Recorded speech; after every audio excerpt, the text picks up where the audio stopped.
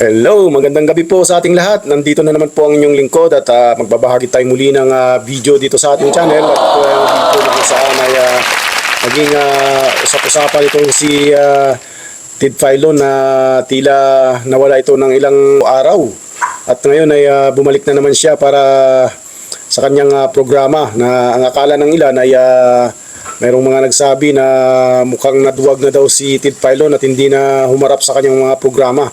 Ang ilan naman ay nagsasabi na baka may hindi magandang nangyari. So sundan natin at panoorin natin itong kanyang video na kung saan ay tungkol na naman sa budget yata itong pinapag-uusapan nila rito ni DJ Chacha. So sa mga hindi pa po nakapag-subscribe dito sa ating channel, pindutin lang ang subscription button kasama ang notification bell para updated po kayo sa mga video na ina-upload natin dito sa ating channel. Sundan natin at panoorin natin ang kabuuan ng video na ito.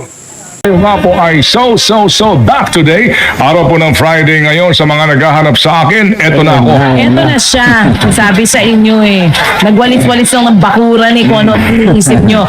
Huwag mong kalimutan ha. Very much alive.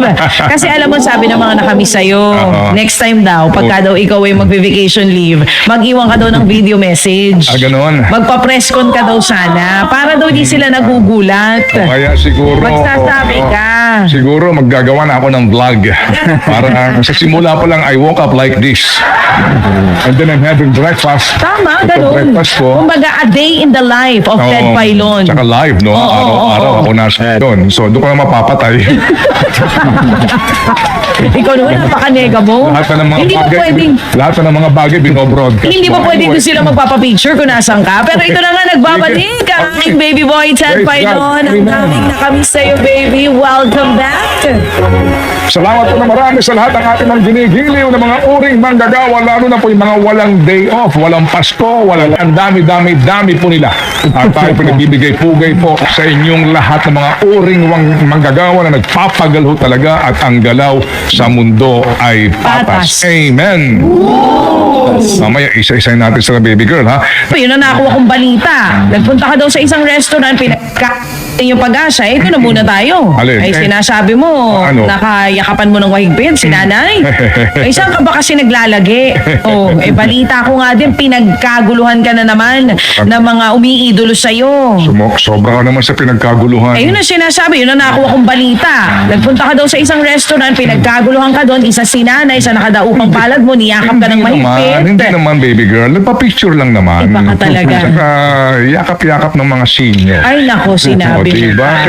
Alam mo na, kapwa natin mga senior yan Ay, pero hindi ko naman sila masisisi kung talagang idoling ka nila. Parang yung mga nagko-comment dito sa YouTube Live, ang sabi nga nila, welcome back, idol. Kasi nga dahil sa iyong credibility pagdating sa pagbabalita. Ikaw talaga mo. Partner! Ikaw talaga.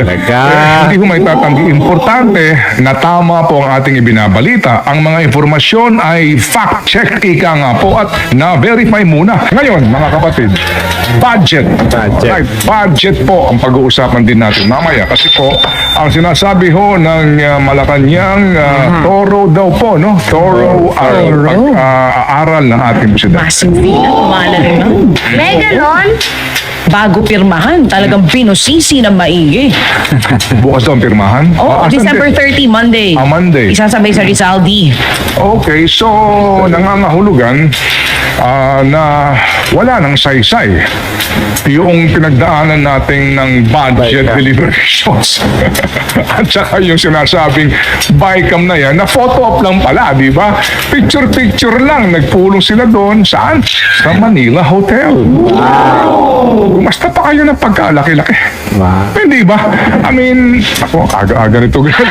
Sige na, yun ang na-miss namin sa'yo So back. At nang lumabas po yung versyon ng end of the day, budget. Ano pang saysay mga kapatid? Ng BICAM. Ng mga Opo, gastos pa tayo ng gastos. At the end of the day, yung small committee na yan, practically po, hindi pala kasama mismo yung finance committee chairman ng Senado, ha? I mean,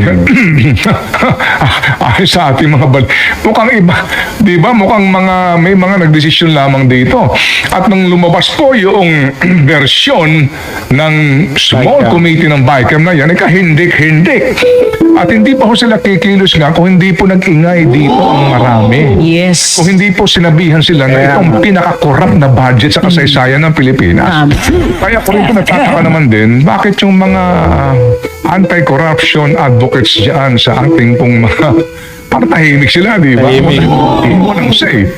Well,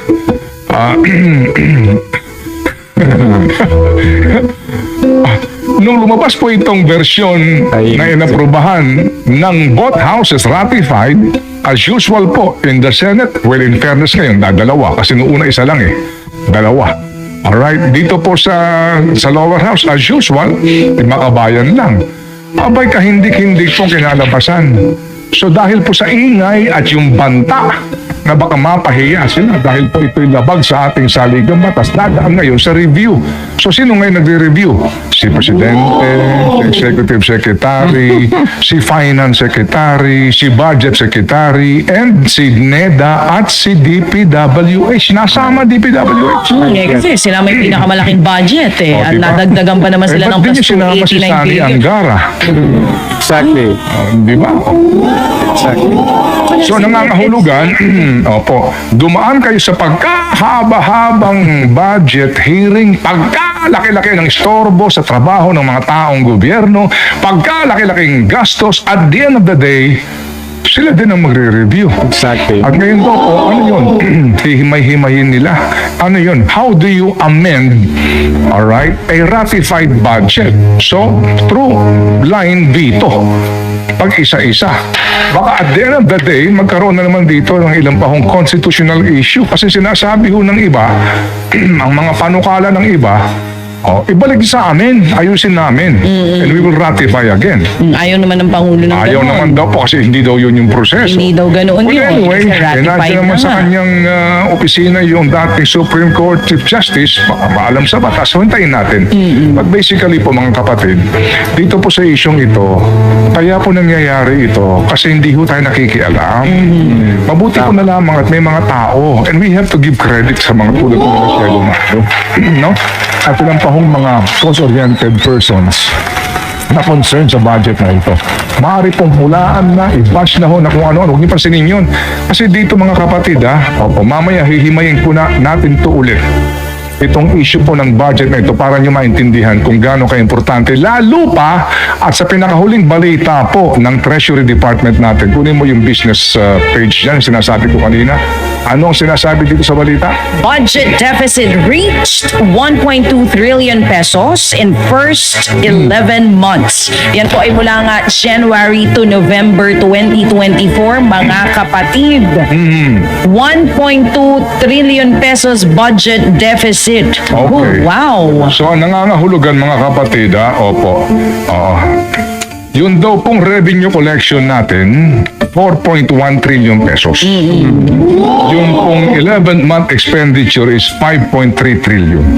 Kaya 1.2 trillion ang ating deficit. Tama. So we're spending so much doon sa ating kinikita. Oo. Sobra ang ginagastos natin sa kinikita. Okay, so basically po dito talaga kinakailangan magtipid, di ba? Magtipid sino? Dapat gobyerno, di po ba? Pero nararamdaman nyo ba na nagtitipid po sila? So, na-miss nyo ako? Na-miss ka namin. Miss na miss ka nila kaya masayang-masaya sila. Ikaw talaga. Oh. Ay naku, na-miss ka naming lahat. As in, lahat ng mga comment section dito ang sinasabi nila, nasan si Manong Ted?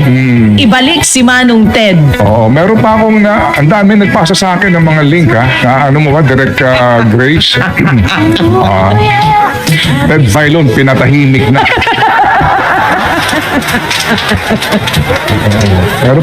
Meron pang isa, Ted Ikaw kasi, Filon, nagurgur na ba? May ganun pa. Yung natanong nila dito. Oo. Ted Filon. Ted Filon, may death threat. Ted Filon, pinatanggal na. May ganyan. Marami. Dami. Sobra. Opo. First day pa lang yun, first day. Ito pa ang pinaka-exciting nung napanood ko. Ano? DJ Chacha nagkakautal-utal. Napanood nyo? Oo. DJ Chacha nagkakautal-utal sa Tama. pagpapaliwanag kung nasa si Ted Filon. Siya na ba ang susunod? Napanood nyo? Kaya sila, nagpaalam na ako sa kanila. Sabi ko, baka naman pag ako'y nawala, sabi niyo, ako man ang nagurgur, ha? Hindi kasi. Sabi ko, Hindi daw kasi sila sanay na wala ka. Sabi ko, ganito na ba ako ka-importanting tao na ako ang content ng mga vlog ninyo? Kung nagustuhan mo ang video na ito nating ibinahagi, paki-like at share na rin. At kung nais nyo magbigay opinion, komento o reaction, comment lang sa comment section sa ibaba mismo ng video na ito. Maraming salamat po muli sa inyong panonood. Mabuhay po kayo and God bless po sa ating lahat.